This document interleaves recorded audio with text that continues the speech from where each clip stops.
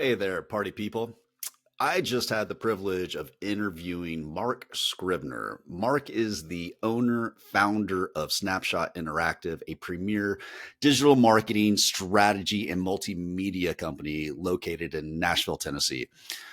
In this podcast, Mark and I discussed how he got started, how he grew his agency, lessons learned, making pivots on the fly, finding a mentor, and how AI is changing his business. I think you'll find Mark to be a very genuine person who is not only just a great marketer, but someone who genuinely wants to give back to the marketing and agency community. So please enjoy Mark Scrivner of Snapshot Interactive. One. All right, we are live with Mark Scrivner, the founder, owner of Snapshot Interactive, Nashville, Tennessee. So, Mark, I'll give you a quick intro. I won't do it justice, but you are not only an agency owner and founder of 15 years, you are an angel investor. You are a founder of SaaS companies. You are what, a 3-time Ironman or 4-time Ironman? 3-time. 3-time. Well, I almost gave you an extra one. Still, that's 3 more than me. Okay, than most people. And you're a father, so I like save some for the rest of us, man. I mean, you're really killing it. I don't know where you find the time, but thank you. I'm very grateful to have you on. How you doing? Yeah, I'm doing great, Nick. Thank you for having me on the show today. I really appreciate it. Really looking forward to our conversation. Yeah, so we met. I don't know if you remember the story, but we met back in 2018. You had a SaaS company. I was looking to help out. We were introduced by another Nashville firm, Martin Ventures. And I came up to I guess you bought a church, you turned it into your office. And I was not only just inspired by the space, but your culture, you and your partner at the time, Ben, this is probably, I thought about it when I actually bought Sure Oak, was the intentional culture that you've been. I remember coming in, watching, interviewing you guys, hanging out, and you're like, hey, we're going to do our stand-up. It's our company stand-up. You had like 50 people all gather around in 15 minutes. Everyone said what they had to get done today. We had some celebration stuff at the end. It was great. I would love to hear like the story of how all of that came to be. Do you mind taking us back and how you got Snapshot going? Yeah, man. Well, let's you hit us about midstream. So there's a little bit on the front end of that we can cover. But we started the company in 2010, and it was all around like video. I had worked at another agency and helped this agency owner grow it from 20 employees to about 85. And through that 4.5 year period of time, boy, I'd interviewed probably 4,000 or 5,000 people around Nashville just for all the jobs that we had and replacing turnover and whatnot along the way. And I just said, man, there has to be an easier way to do this. Like, what if everybody had just a video of themselves that they could present to you before you even saw them? And that way you knew, like, hey, I'm not going to waste your time. You're not going to waste our time. It's like, we had a video resume and so we developed out a platform that was video resume service. And it was a searchable database where, you could go in and search for sales and it would populate, just like YouTube, a certain amount of videos based on that description being in theirs. And they were all like 1 minute long and really high quality at the time. I mean, it was the highest quality video resumes in the marketplace. What year was this? This was in 2010. And so that was, okay. Really before like people really like, I think it was before Zoom, but it was before people really started using video calls a whole lot. Back then it was like Skype and some other services. But, in these, what we had done is built this website and this database of all these that people would come to. We also built out like landing pages where you could track analytics. So if, somebody sent a video resume and somebody clicked on it, that candidate would get analytics that would let them know that they clicked on it. So it was, at the time, I think it may have been just a little bit ahead of where the market was. And, we went and we talked to a professor over at Belmont University. His name's Jeff Cornwall, and Jeff ran the entrepreneurship program. And we had thought that we had developed like the next Facebook. And, we had coffee with him and he said, guys, if I could tell you one thing, like, don't dictate what the market needs. Give it what it asks for.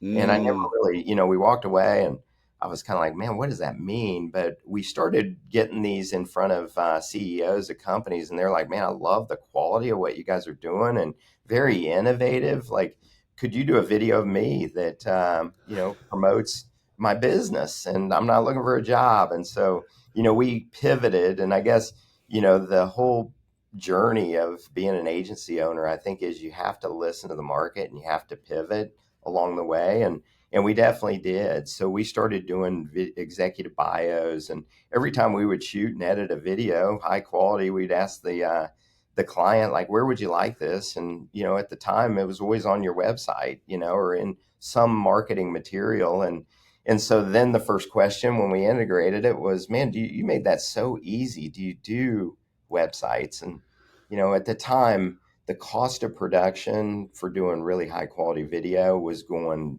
through, just really bottoming out.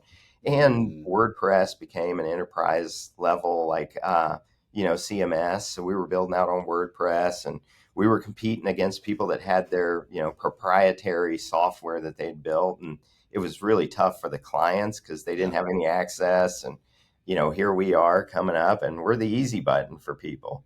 And yeah. so, we grew the company through really three services for about 6 or 7 years. And it was, videos, websites, and animated videos, and grew it to about 25 employees. And, it was a great business. It is a great business, but the one thing that I learned is you have to go out and get that business every single month in order to pay the team.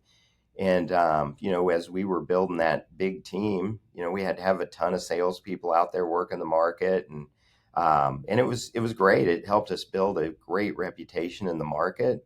But as we continued to evolve and pivot into other areas, we would get in front of bigger clients, and they'd go, Mark, don't just sell me a video. Like, I'm looking for, like, give Yeah. me a strategy around this. How many videos should I do this year? And oh, by the way, if I like this strategy, we've got a bucket of money that maybe we could just pay you every month instead of, paying you per video. And it was kind of the first taste of like a retainer model. Yeah, yeah.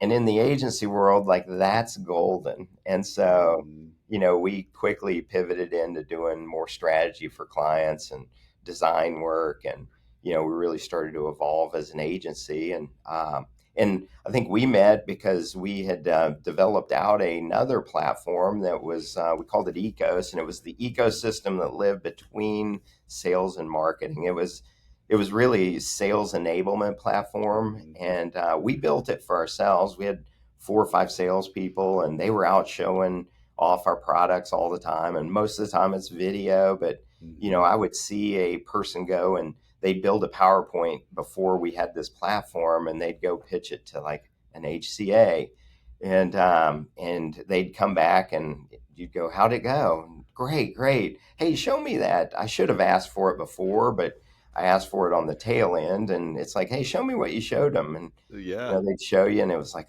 "Oh my God, I wish we would have seen that before. We could have polished it up for you." We're You actually a know, marketing agency that does this. We could have made it sweet. Yeah, yeah. totally. And that's what birthed Ecos, right? Yeah, so that birthed Eco. So we built out a sales enablement platform where, where they could click and pick, and it was all highly like designed slides. So it took a salesperson like a couple minutes to build a really in-depth presentation to show off, and then we could control the quality of everything. And then again, like, they could create a link and they could share it out, and when somebody clicked on the link, it alerted them that, hey, they had opened it up, and you could track analytics on the Mm, platform. So again, I think we were a yeah. little bit ahead. You're bringing all that technology into Yeah, the use. That's amazing. Well, yeah. two things that I wanted to go back on, just double click on. What was more? Because you were early mover, not just in storytelling and video for companies who obviously weren't telling their story right back in 2010. But the other was Nashville. I mean, Nashville was growing. So 15 years ago, you were probably one of the people, to help like that business community. Was one more powerful than the other, or were they both together just synergies? I think it was synergies. I mean, Nashville, all along the way has just been a very supportive, community. And it's really like not very hard to get in front of people, just to pitch what you're doing, as long as you're not just overly salesy. But, I've never really had a problem. In some rooms that I've been in with some CEOs, I'm like, how did I even get here? Like, they Yeah, just said yeah. yes, and, it's like, why did they say yes? They shouldn't have. But it opened up the doors for even other opportunities. If there wasn't something there, the question was always, hey, if this isn't for you, do you know a couple other folks that I should know in town? And, I'd say probably 95% of the time they'd go, oh, yeah, you need to know this person and that person. And, oh, by the way, why don't I go ahead and I'll just make an introduction for you today if that's cool. And, it was just a very good giving community to help us grow. And, most people want to support the underdogs. And even though back Hmm. then, I mean, we were doing good work, we were still the underdogs. Like, we were small agency just trying to get by. We started bootstrapping the company with a $50,000 line of credit that, was kind of like, man, when this is done, we're going to have to go back and get a job with somebody. And so it's, having your back up against the wall creates a lot of, a lot of good opportunities to happen. And I always tell entrepreneurs that you got to burn your ships to go out, and we really did. It's kind of that story of Cortez when he pulled Yeah. up to the beach and he 1,000 natives that were going to attack, and he had like 300 men, and they were going to turn around and go back to the ships, and he lit them all on fire. And Yeah, so yeah. No, they had this is one the way to mission. go, and it was you got to go take the beach. And they This did. is the mission. This is the mission. That's super interesting. So, like you mentioned a lot of times, pivot on the fly. I think you said in another interview, and you went from job interview platform pivot to telling stories for agencies. The other thing I would love for you to like comment on, not just that, but like you mentioned referrals and like young entrepreneurs, young agency owners. Do you think they've lost that art of producing good work, asking for the referral? I think that there's some young agencies that produce really good work. I mean, it's Right. not very hard today to start up an agency. We Mhm. just happen to become an accidental agency owner. You hear it from time to time. Is Yeah. like, man, we had a product and we were going to serve it out. And sometimes entrepreneurs will go down with the Titanic on some their idea. They Yeah. can't get off of it, and that's where the pivots come in. And I think that early on we saw that, hey, this video resume service isn't going to work, and we've got to do something else. And I think there's going back to your question, there's a lot of agencies doing really good work because it's not overly hard to get into. It's not expensive anymore. Even Mhm. the cost of equipment and technology continues to go down. The use Mhm. of AI continues to go up and make it easier for people. And I know we'll probably cover this later on in the podcast. But yeah, so yeah, I mentor quite a few like young agency owners just along the way to help. It's kind of give back. We've been in business for 15 years. I've been blessed with a lot of people along the way helping me, and so we I want to give back and help other agency owners not make the same mistakes that I did, or if they Yeah. do, just know that it's like, hey, this is normal. Everybody makes that same mistake. From how do you price projects? Early on, it was like, how much is that video? It's going to be $1,000. Yes, okay, I'm Sure. in. And it's like, oh man, I just left like some money on the table there. And then the Yeah. next one, Or it's or like, can we even do that for 1,000? I don't even know. We've yeah, never done it before. Right. it's Yeah. going to be, hey, 2,000. And then they're like, Yeah. okay, yeah, done. And you got to figure out like, when do they say no, or when do they start negotiating so we can like back the price down a little bit. But I mean, everything from pricing to really operations to putting processes in place to all those things that were important. And I think, from day one, we hired an executive coach, and we Oh, you met with did. our team all along the way every quarter for the first at least 12 years. Well, actually, through COVID. So probably 13 years. and then we skipped maybe 2 quarters, and then we picked it back up and we do it today, still today. And so, but we take the whole team away for a day every quarter to plan for that next quarter, and everybody comes away with KPIs or rocks, whatever Hmm. methodology that you use. We happen to use like Rockefeller habits or scaling up on in the early days, and now we've pivoted to a little hybrid between EOS and scaling up, Hmm. is what we use today. But I just think it's been really critical to get that buy-in all along the way. And that's where you're able to accomplish a lot of things, like the money, like how do we grow the business? How do we put systems and processes in place that are going to, help us scale from, 1 million to 2, and then 2 to 3, and 3 to 5. It's like there's always a lot you have to learn. Those are like monumental jumps in Yeah. between each of those like levels. Yeah, I think as soon as I came away, meeting with you in Nashville, I read the Mastering the Rockefeller Habits, and I've been using that PDR, that priorities, data, rhythm methodology, because I can pretty much solve any problem. Because if there's a blocker, I just need to set the priorities, I need to measure it, and I need to meet regularly on it until it's accomplished. You've been a big values guy. Is there like one or two that are just non-negotiables for you in Snapshot that is attributing to some of the success? Yeah, I mean, I think the one that has never went away, we've changed the core values a little bit of as we've Mm, grown and whatnot and evolved as a company, but the one that has never changed, and this isn't from me, it is it directly comes from me, but the team also is like, no, we could never change that one. Like, and it yeah, is, we have a nothing is beneath us attitude. We just never wanted to work with people that said, hey, that's not my job, because in the early days, you have to wear every hat. Everybody does. It's like until you yeah.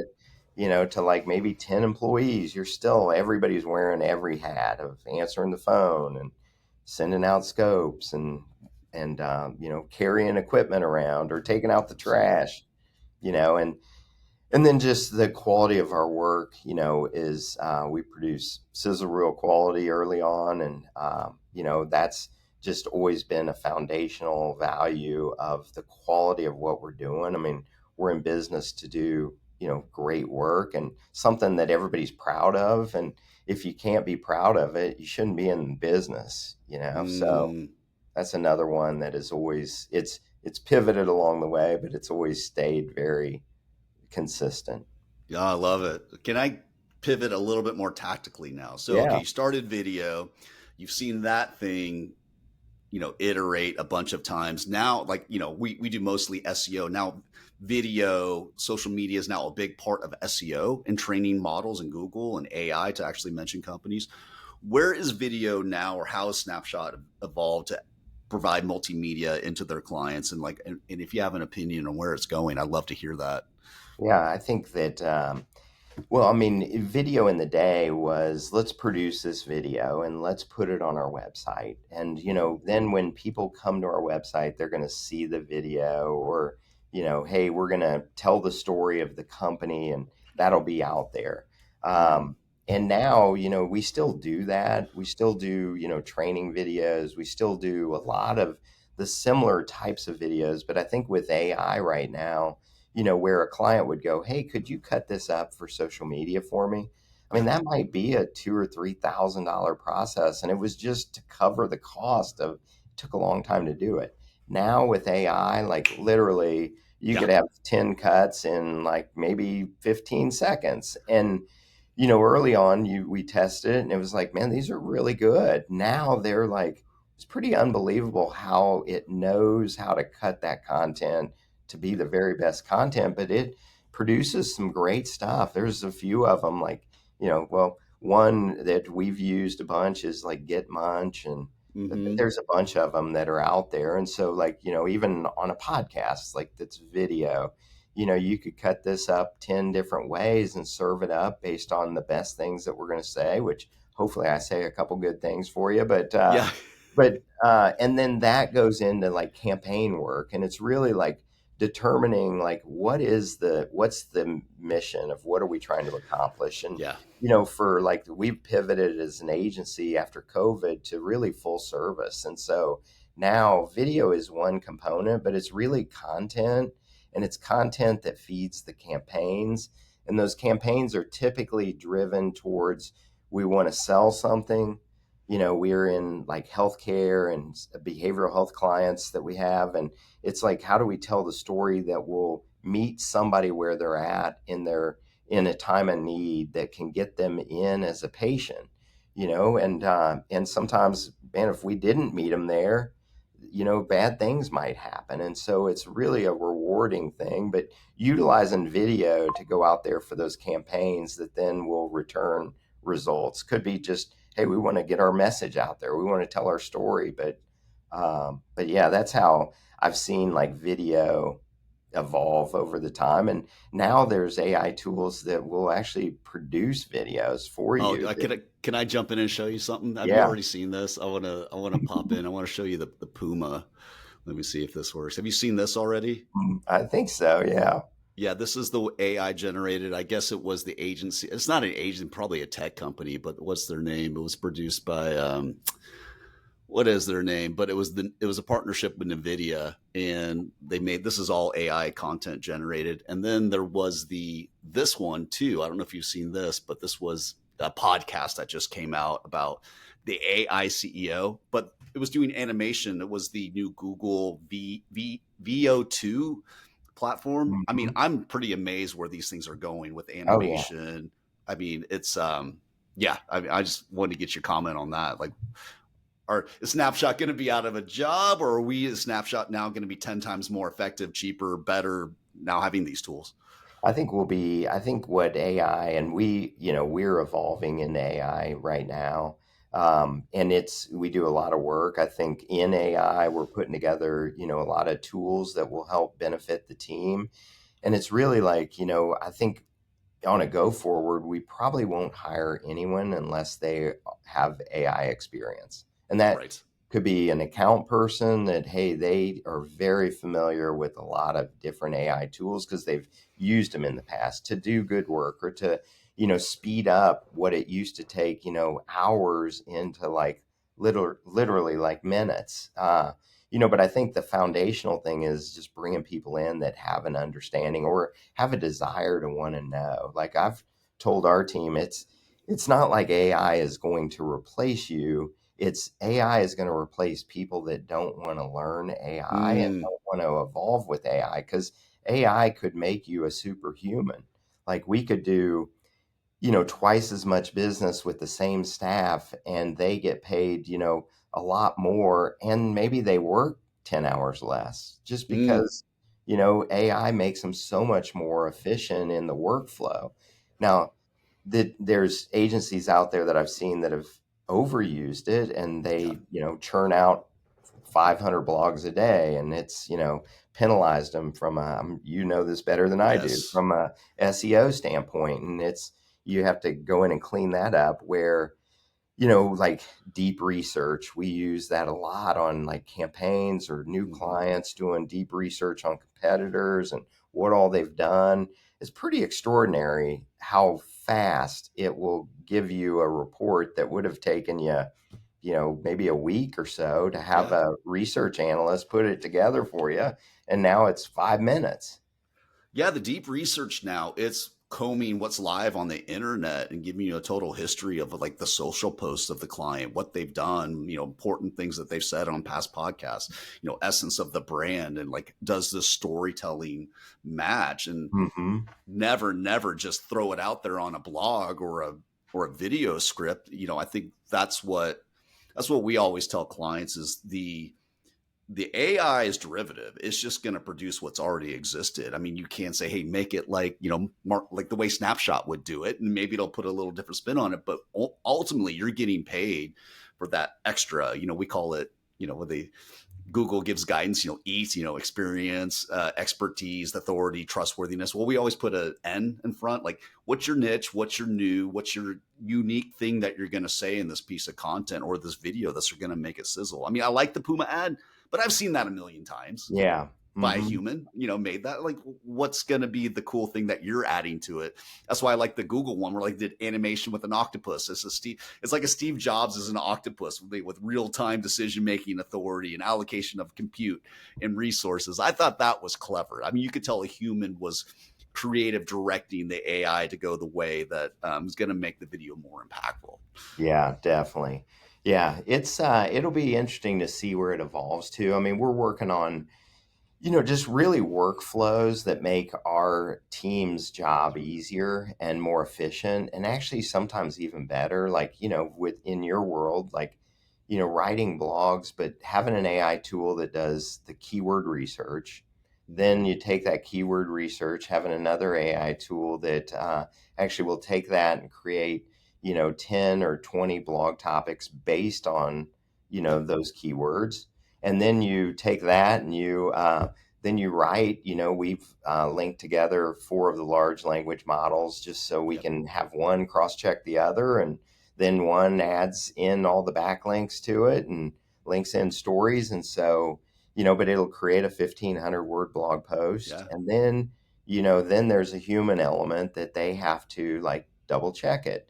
And then from there, being able to get it posted to a website. Now, I mean, that works for some clients and we let them know, but there's some that we would just never do it for, like Right. from a, just a liability or just even a reputational standpoint. Some of the healthcare we would just never, like we have Right. healthcare writers because you just wouldn't want to say the wrong thing or it to, you know, be something that blows up on you. But, even like the AI tools that you have, it's, they have the AI checkers that, Mm-hmm. we'll check and see if it's written by AI. And we had a person that is a contractor for us and just an incredible writer. He'd never use AI to write. And he wrote a blog post and we ran it through the AI checker and it said it was 100% written by AI. And it No was, way. without a doubt, it was not written by AI.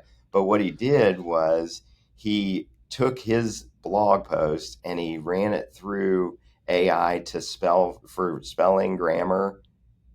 And so when he Oh, did that and he ran it through, it auto detected as it wrote the blog post for him.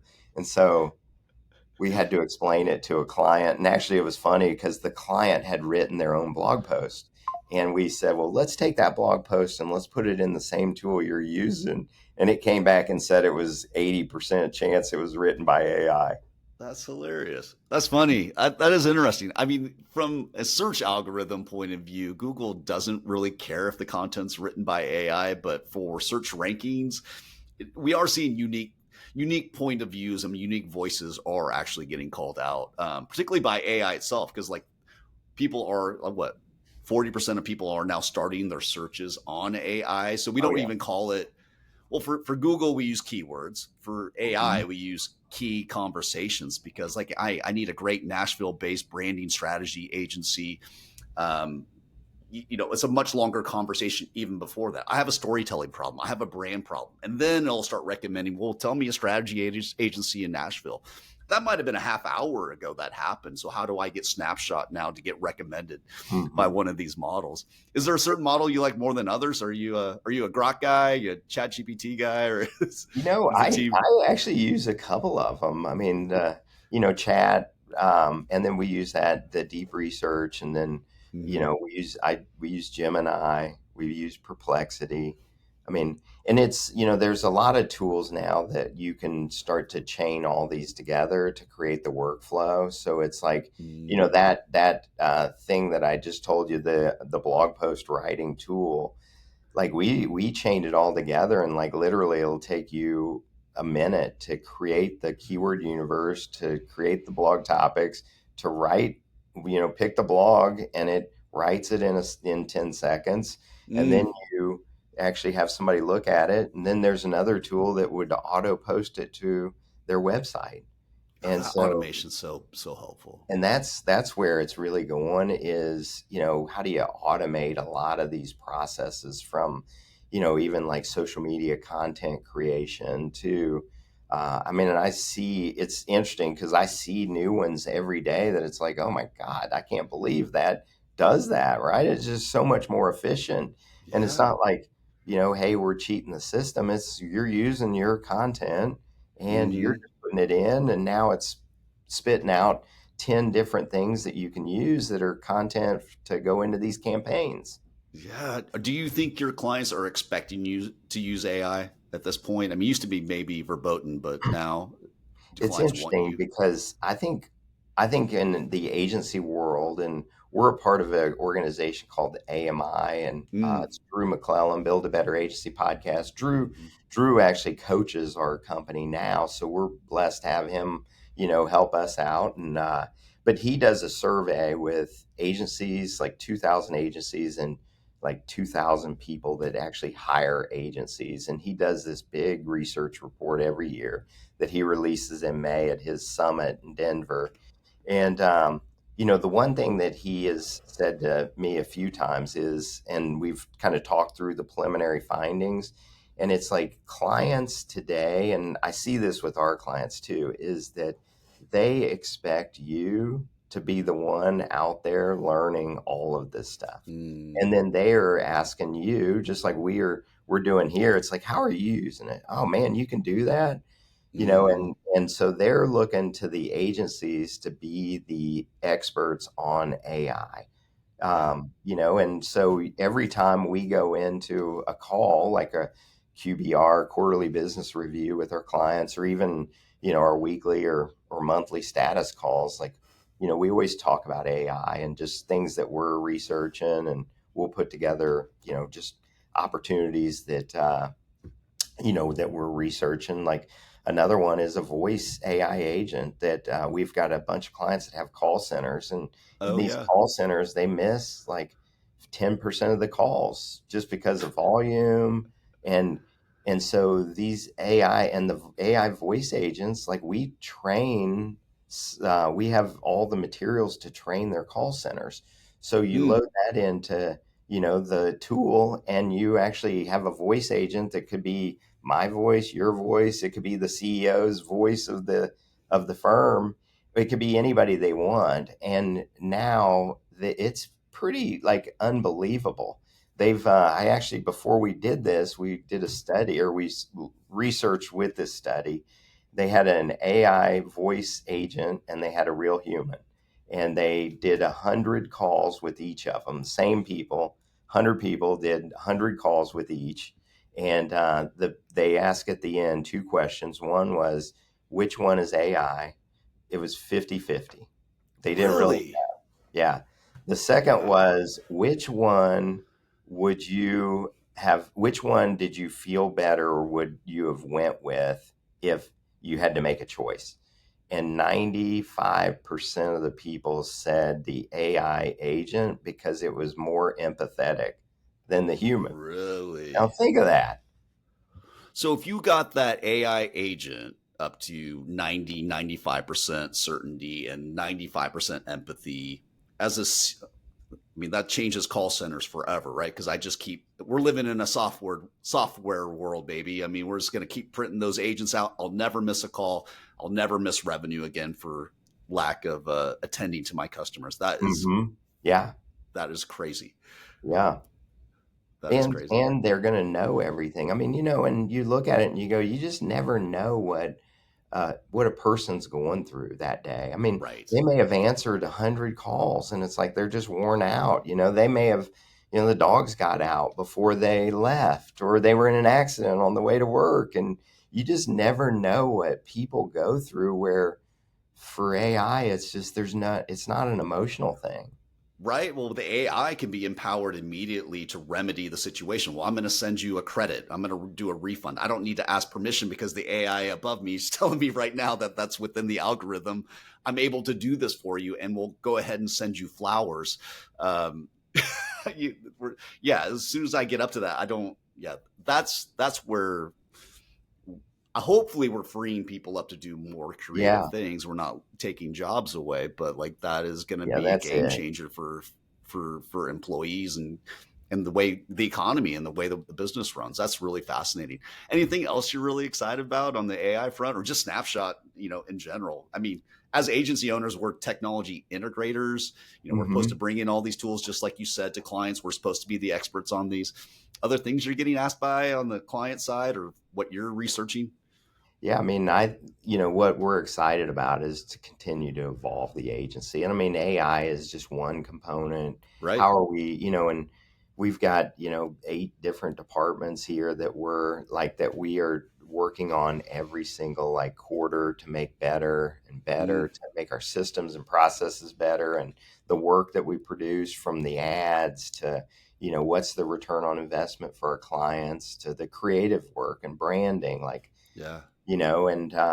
I'm excited. I think, I hear this from a lot of agency owners. There was a time after COVID where, everybody was, dealing with the same thing. It's like we're going Mm, through, the great resignation, and man, yeah. I'm trying to put together a team. And most of the agency owners that I talk to today are telling me, and I feel the same way, like we have the best team we've ever had. Yeah. And, they're very talented. They're, really sharp. They're really dedicated. Where I, a few years back, I mean, it was, the Wild West for people. And for companies, it was like, oh man, this is a challenging time. And I'm hearing that. So like we've got a very solid team. We're working on, Hmm.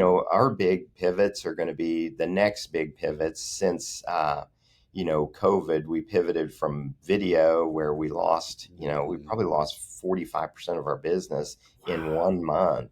And so it was like, oh man, what are we going to do? I mean, thank God there was the PPP money that allowed us Hmm. to keep everybody on, but we had to evolve as an agency and start to do retained work, where it's not Mm, about producing a product and then you got to go get the next product. It was about ongoing relationships, where every month we're delivering products and results, and we're just a part of the client's team. And so that's been, before COVID, I would say our revenue was about 15% retainer. And mm. today our revenue is about, same revenue is about, it's about 95% retainer, which means Wow. every month you walk in, you're walking into, where you're at, and you just Hmm. need to go continue to evolve, and, you know, continue to really, most agencies get their new business from existing clients, people they like and trust, and, they know, and the client knows them. And so, we're excited to move into really pivoting into 2 industries. One is healthcare, and Hmm. specifically like behavioral health. We do a lot there. Yeah. We also do a lot of work in a totally different industry, and it's like Caterpillar and cat dealers. So there's like 10, there's 40 in the United States, and we work with like 11 of them in the That's US. just such a Nashville thing. We have healthcare and industrial. Yeah, That sounds just. yeah. You are the perfect icon for Nashville as an agency, doing both But of those. we also have a strategic accounts, what we call it. We've got a lot of other great clients that they fit in what we do, and they're very good, and we've had them for a long time. And so, but it could be banks, and it could be financial companies. We've Hmm. got some technology companies. So, but they're, instead of doing like this one-off video for them or building their website, now Yeah. they're on retainer with us, and we do work every month for them. So those are the 3 really areas that we're focusing on. And then, then the evolution from, me to mentoring companies. We've Yeah. created a holding company now that's called Creative Assembly. We'll be launching it within the next month, and it's basically like we're gonna start to acquire, or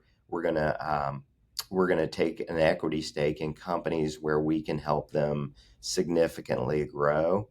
And so I'll take on a role in the company, and our company Snapshot will continue to evolve with the leadership team here. We've got Mm. a strong one, and so they will roll under this holding company that then will provide, the strategic services like accounting, HR, IT, um, and it'll sales marketing down the road, and we're in the process of planning and building all of that out right now. But it'll just be a way to take $1 million agency, and Yeah. within 18 months they're a $3 million agency. Well, think about all the things you do to it's an accelerator, but all the things you take off the agency owner's plate, like, because they're a creative at heart and they want to do, or they're a technologist at heart and they want to do all these other things. They don't want to do accounting and worry about acquiring business. I mean, they want to do marketing. Yeah, that's a great idea. What about the other two podcasts you got going? That feeds right into that Yeah. mentoring, right?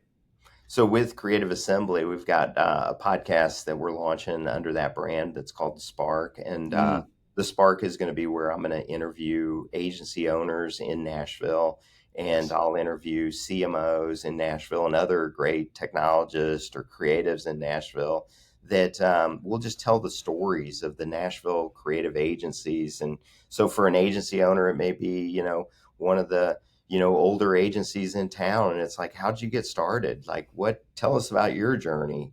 A lot of Mm, the questions you're asking me, but yeah. asking them so that they can, one, tell every other agency owner in Nashville, like, hey, here's some challenges that we dealt with, and here's my experience of how we got out of it. And so that every agency in town can ultimately hear this and know Mm, that, man, the first time I run into a problem, like, I don't have to give up.